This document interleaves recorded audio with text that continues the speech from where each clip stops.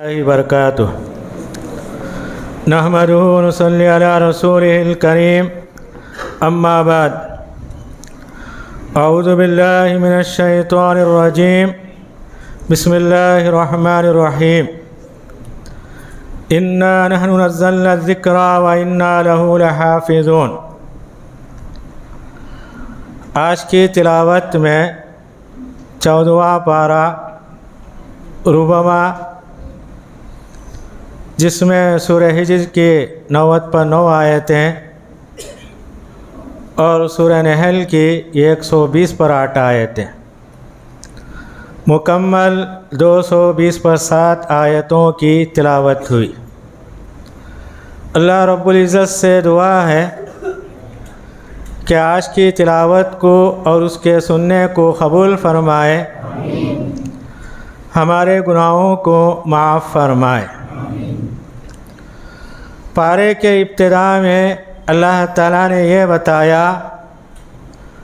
क़यामत के दिन काफिर मुशरिक जहन्नम को देखकर ये तमन्ना करेंगे कि काश हम मुसलमान हो जाते। उनकी उम्मीद होगी, उनकी हसरत होगी, उनका पछतावा होगा, अगर आज हम मुसलमान होते जहन्नम में जाने के बजाय जन्नत में जाते। तो अल्लाह ताला कहते हैं वहाँ पछताने से यहाँ पछता कर मोमिन हो जाओ, अल्लाह पर ईमान लाओ, रसूल पर ईमान लाकर अपनी ज़िंदगी को बेहतर से बेहतर बनाकर आखिरत में कामयाब हो जाओ। उसके बाद की आयत में अल्लाह ताला ये कहते हैं, दुनिया के अंदर जिनका अक़ीदा आखिरत पर नहीं होता है, ज़िंदगी कैसे गुजारते हैं, खाना पीना, मज़े उड़ाना और आइंदा की उम्मीदें बनाना, वही उनका मकसद होता है। तो अल्लाह ताला कहते हैं ऐसा काफिरों का नज़रिया होता है कि दुनिया के अंदर यही समझते हैं खाना पीना, मज़े उड़ाना और आगे के जो प्रोग्राम है उसके प्लान बनाना। ये सरासर क्या है, बदबख्ती है। मगर जिसका नज़रिया आखिरत है, आखिरत को सामने रखकर दुनिया में खाता पीता है, मज़े उड़ाता है और आगे के प्लान प्रोग्राम बनाता है, ये जायज़ है। मगर आखिरत को छोड़कर दुनिया के अंदर मज़े उड़ाना, खाना पीना और क्या है अगले प्रोग्राम बनाना, यह सरासर क्या है, बदबख्ती है। उसके बाद की आयत में अल्लाह ताला ने यह कहा कि हमने कुरान को नाजिल किया और हम खुद क्या है उसकी हिफाजत करने वाले हैं। कुरान से पहले जितनी किताबें उतारी गईं, अल्लाह ताला ने उसकी हिफाजत अपने हाथ में नहीं ली और अल्लाह ताला ने कहा बिमस्तुहफ़िज़ू मिन किताबिल्लाह, अल्लाह ताला ने उस किताब की हिफाजत उनके उलमा के हवाले कर दी। कुरान से पहले तौरात, ज़बूर, इंजील, छोटे छोटे सहीफ़े उतारे गए, अल्लाह ताला किसी की ज़िम्मेदारी नहीं ली और अल्लाह ताला ने कहा उनके आलिम, उस पर अमल करने वाले उसकी निगरानी करेंगे। नतीजा क्या निकला, उन लोगों ने अल्लाह की किताब के अंदर तहरीफ़ कर दी, रद्द बदल कर दिया। मगर अल्लाह ताला इस आयत के अंदर कहते हैं हमने कुरान को नाजिल किया और हम खुद क्या है उसकी हिफाजत करने वाले हैं। जब से कुरान नाजिल हुआ आज तक उसके अंदर किसी ज़ेर ज़बर नुक्ते का तहरीफ़ नहीं हुआ और कोई जुर्रत नहीं कर सकता। क़यामत तक ये किताब महफूज रहने वाली है। इस आयत के अंदर अल्लाह ताला ने सिर्फ़ कुरान की हिफाजत की ज़िम्मेदारी ली है, मुसलमानों की नहीं। यह इशारा है अगर मुसलमानों का ताल्लुक़ कुरान से रहेगा, अल्लाह उनकी हिफाजत करेगा। अगर उनका ताल्लुक़ कुरान से कट जाएगा तो अल्लाह ताला मुसलमानों की हिफाजत नहीं करेगा। तो अल्लाह ताला कुरान को नाजिल करके ये कहते हैं तुम्हारे दरमियान मेरी निगरानी में कुरान मजीद बाकी रहने वाली है। اگر تم اپنی زندگی چاہتے ہو قرآن سے جڑ جاؤ۔ خود نبی کریم صلی اللہ علیہ وسلم نے کہا کہ اللہ تعالیٰ قرآن کے ذریعے چند لوگوں کو اونچا مقام دیتے ہیں، چند لوگوں کو اللہ تعالیٰ کیا ہے ذلیل کر دیتے ہیں۔ اونچا مقام کسے ملتا ہے؟ جو لوگ قرآن پر عمل کرتے ہیں۔ ذلیل کون ہوتے ہیں؟ جو قرآن کو پڑھنا عمل کرنا چھوڑ دیتے ہیں۔ اس کے بعد کی آیتوں میں اللہ تعالیٰ نے یہ بتایا سارے خزانے اللہ کے پاس ہیں، چاہے زمین کے ہو آسمان کے ہوں۔ اللہ تعالیٰ کہتے ہیں وَإِن مِّن شَيْءٍ إِلَّا عِندَنَا خَزَائِنُ، ہمارے پاس کیا ہے؟ سارے خزانے ہیں۔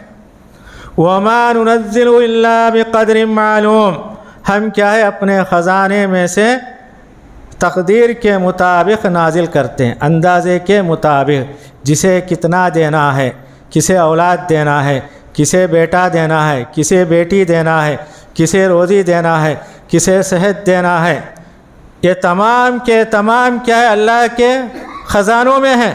اور اللہ تعالیٰ کہتے ہیں جب سارے خزانے میرے پاس ہیں، دوسروں کے پاس جا کر تم ضرورتیں کیسے مانگ سکتے ہو؟ وہ سارے کے سارے اللہ کے محتاج ہیں۔ اور اللہ تعالیٰ کہتے ہیں انہی خزانوں میں سے ایک خزانہ کیا ہے؟ بارش کا اترنا۔ آسمان سے بارش نازل ہوتی ہے، اللہ تعالیٰ اس کے تعلق سے کہتے ہیں ہم برابر اندازے سے بارش کو نازل کرتے ہیں۔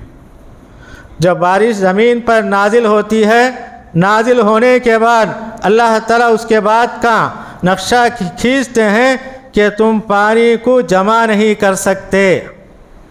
جتنا تالاب کے اندر، نہر کے اندر پانی رہتا ہے وہی باقی رہتا ہے، باقی سارا پانی سمندر کے اندر بہہ جاتا ہے۔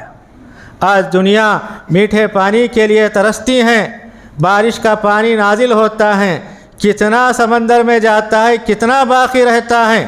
اللہ تعالیٰ یہی کہتے ہیں ہم آسمان سے اندازے سے پانی نازل کرتے ہیں، تم کیا ہے جمع کرنے کی طاقت نہیں ہے تمہارے اندر۔ اس کے بعد اللہ تعالیٰ نے انسانوں کا، جنات کا، شیاطین کے پیدائش کا ذکر کیا۔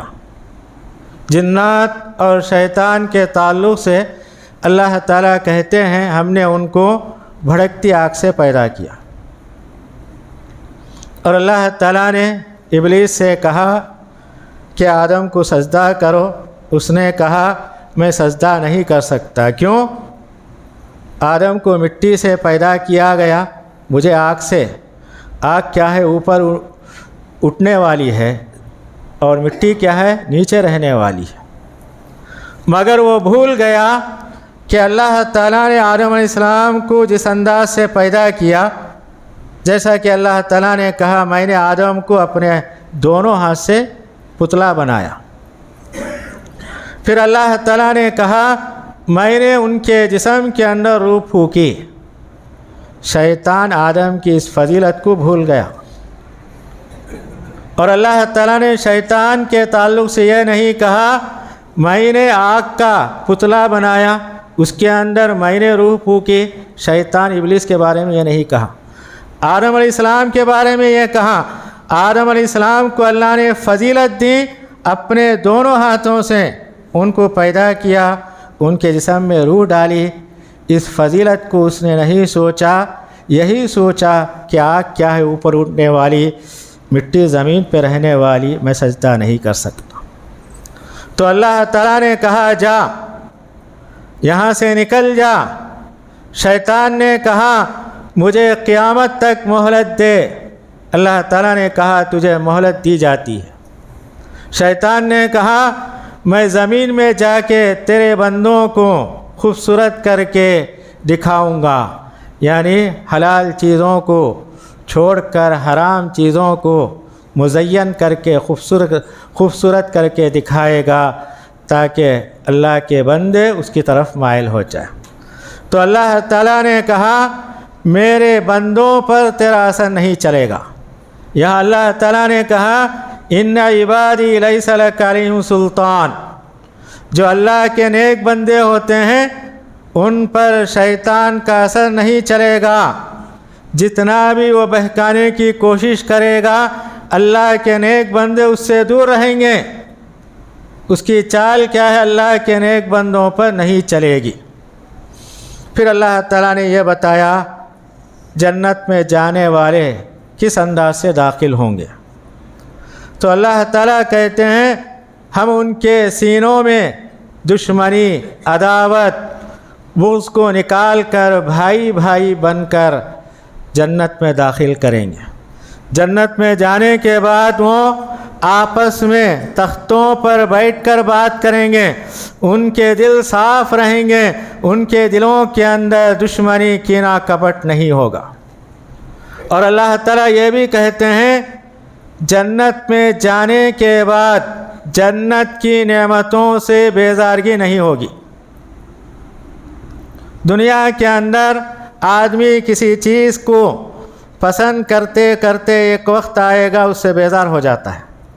تو اللہ تعالیٰ کہتے ہیں جنت کے اندر جتنی نعمتیں ہیں کسی نعمت سے جنتی بیزار نہیں ہوگا، اور نہ جنت میں اسے باہر کیا جائے گا، ہمیشہ جنت میں رہے گا۔ دنیا کے اندر آدمی روزی کے لیے محنت کرتا ہے، کبھی روزی اس کے پاس زیادہ ہوتی، عمر کا بھروسہ نہیں، زندگی ختم ہو جائے گی۔ مگر جنت کے اندر یہ دو چیزیں اللہ تعالیٰ مٹا دیتے ہیں، ہمیشہ روزی رہے گی، ہمیشہ روزی کی چاہت ہوگی، جنت سے اس کا نکلنا ناممکن ہے۔ اس کے بعد اللہ تعالیٰ نے یہ بتایا کہ مکے کے اندر نبی کریم صلی اللہ علیہ وسلم کا لوگ مذاق اڑاتے تھے، تو نبی کریم صلی اللہ علیہ وسلم نے لوگوں کے مذاق کو برداشت کیا، تو اللہ تعالیٰ آپ کو تسلی دیتے ہوئے کہتے ہیں انا کفیناک المستہزئین، ہم کیا ہے مذاق کرنے والوں کے لیے کافی ہو جائیں گے۔ تاریخ بتاتی ہے مکی دور کے اندر جتنے لوگوں نے آپ کا مذاق اڑایا اللہ تعالیٰ نے تمام سے انتقام لیا۔ نبی کریم صلی اللہ علیہ وسلم ابتدائی دور کے اندر مکے والوں کے تکالیف سے، ان کے مذاق سے اور ان کے استہزاء سے پریشان تھے۔ اللہ تعالیٰ نے آپ کو تسلی دی، ڈرنے کی بات نہیں، میں ان کے لیے کافی ہو جاتا ہوں۔ سورت کے آخر میں اللہ تعالیٰ اپنے پیغمبر سے کہتے ہیں یہ لوگ آپ کو جو باتیں کرتے ہیں، آپ کا مذاق اڑاتے ہیں، جس کی وجہ سے آپ کو تکلیف پہنچتی ہے اور آپ کا دل تنگ ہوتا ہے، اللہ تعالیٰ آپ سے کہتے ہیں ان کے باتوں کی پرواہ مت کرو، اپنے رب کی تسبیح بیان کرو، سجدہ کرنے والوں میں سے ہو جاؤ۔ تو اللہ تعالیٰ ہم سے کہتے ہیں کبھی ہمارا دل تنگ ہو جاتا ہے، پریشان ہو جاتا ہے، اپنے زبان سے اللہ کی تسبیح سبحان اللہ، الحمدللہ، اللہ اکبر ایسے کلمات کہنے سے ہمارا دل جو تنگ ہو جاتا ہے کشادہ ہو جاتا ہے۔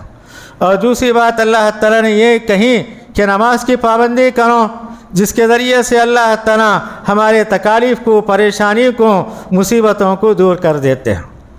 اس کے بعد والی سورت سورہ نحل ہے۔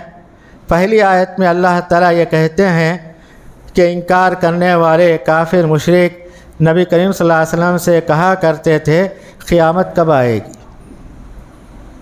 تو اللہ تعالیٰ اس کا جواب دیتے ہیں اتی امر اللہ فلا تستعجلوا، قیامت آئے گی، اس کے بارے میں جلدی مت کرو، اس کا وقت، اس کا دن متعین ہے، تمہارے مطالبہ کرنے سے فوراً قیامت نہیں آئے گی۔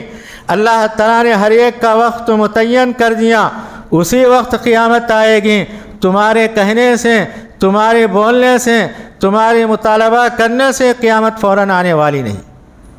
اس کے بعد اللہ تعالیٰ انسان کی حقیقت کو یاد دلاتے ہوئے کہتے ہیں کہ انسان میرے بارے میں کہتا ہے میری بیوی ہے، میرا بچہ ہے، یا یہ کہتا ہے کہ مرنے کے بعد دوبارہ کیسے پیدا ہوگا انسان۔ تو اللہ تعالیٰ کہتے ہیں اپنی پیدائش پر غور کر، تجھے کیسا پیدا کیا گیا، حقیر پانی سے، اس کی کوئی حقیقت نہیں۔ اللہ تعالیٰ کہتے ہیں حقیر پانی سے پیدا ہونے والا انسان بڑا ہو کر میرے بارے میں کہتا ہے کہ میرا کوئی شریک ہے، میرا پارٹنر ہے، میرا ساجی ہے۔ کیا ہم کو دنیا میں مرنے کے بعد دوبارہ کوئی پیدا کرنے والا ہے؟ اللہ تعالیٰ کہتے ہیں یہ سوالات کرنے سے پہلے اپنی پیدائش پر غور کرو، تمہاری حالت کیا تھی، تمہاری حقیقت کیا تھی۔ اس کے بعد اللہ تعالیٰ کہتے ہیں عرب کے اندر جو سواریاں تھیں، خچر، گھوڑا، اونٹ، گھوڑا، یہ تمام کے تمام سواریاں تھیں۔ عرب کے لوگ جانوروں کے شوقین تھے، تجارت کرتے تھے، اور اپنے گھروں کے اندر جانوروں کو رکھنا ان کے لیے بڑا شرف تھا۔ تو اللہ تعالیٰ انہی جانوروں کے تعلق سے کہتے ہیں یہ جانوروں سے تم فائدہ اٹھاتے ہو، اس پر تم سواری کرتے ہو۔ پھر اللہ تعالیٰ کہتے ہیں ان سواریوں کے علاوہ میں ایسی سواریاں پیدا کروں گا جس کے بارے میں تم نہیں جانتے۔ اس آیت کے اندر اللہ تعالیٰ نے یہ بتایا کہ قیامت تک آنے والی جتنی سواریاں ہیں جسے ہم نہیں جانتے، اللہ تعالیٰ کہتے ہیں میں ایسی سواریاں دنیا کے اندر پیدا کرنے والا ہوں جس کے بارے میں تمہیں علم نہیں ہے۔ آج ہمارے سامنے آسان سے آسان سواریاں ہیں، اس کے نام جانتے ہیں، اس میں سوار ہوتے ہیں۔ اس کے بعد کے دور کے اندر اور سواریاں آنے والی ہیں اور آرام دہ ہوتی ہیں، اور اسی طریقے سے ہمیں آسانی سے ایک جگہ سے دوسری جگہ ہمیں پہنچاتے ہیں۔ اور اللہ تعالیٰ یہ بھی کہتے ہیں سفر کتنا ہی آسان کیوں نہ ہو مگر تکلیف ہوتی ہے، چاہے اے سی کا سفر ہو، پلین کا سفر ہو، یا بس کا سفر ہو، یا پیدل سفر ہو، تو اللہ تعالیٰ کہتے ہیں اس کے اندر تھوڑی تکلیف ہوتی ہے۔ کوئی آدمی نہیں کہتا مجھے بغیر تکلیف کے سفر آسان رہا۔ علامہ ابن قیم علیہ الرحمہ کہتے ہیں جب دنیا کی سواریوں کے اندر تکلیف ہے اس وقت کو یاد کرو جب کہ تم دنیا چھوڑ کر آخرت کی طرف جانا ہے، وہ سفر کیسا ہوگا، وہاں کی تکلیف کیسی ہوگی، اس کے بارے میں تم غور کرو۔ اس کے بعد کی آیت میں اللہ تعالیٰ یہ کہتے ہیں اللہ تعالیٰ نے کائنات کو پیدا کیا، ہر چیز کا خالق وہی ہے، اور تم جن لوگوں کو اللہ کے ساتھ شریک ٹھہراتے ہو، اللہ تعالیٰ کہتے ہیں دنیا کے اندر انہوں نے کسی چیز کو پیدا نہیں کیا۔ اللہ کے نیک بندے تھے، دنیا میں آئے، وقت کے مطابق زندگی گزار کے دنیا سے چلے گئے، خبروں کے اندر آرام کر رہے ہیں۔ اللہ تعالیٰ کہتے جتنے لوگ نیک بندے تھے دنیا میں آ کے چلے گئے، خبر میں آرام کرتے ہیں، ان کو معلوم نہیں خبر سے کب اٹھنا ہے۔ جب ان کو اٹھنے کا علم نہیں ہے، تمہاری مرادیں، تمہاری حاجتیں کیسا پورا کر سکتے؟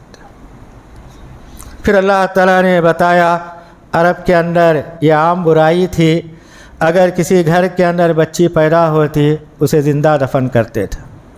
تو اللہ تعالیٰ کہتے ہیں بچی کی خوشخبری گھر کے اندر دی جاتی، باپ کو کیا ہے خوشخبری پسند نہیں ہوتی، شرم کے مارے، عار کے مارے فوراً یہ سوچتا اس مصیبت کو میں رکھوں یا زمین کے اندر دفن کر دوں۔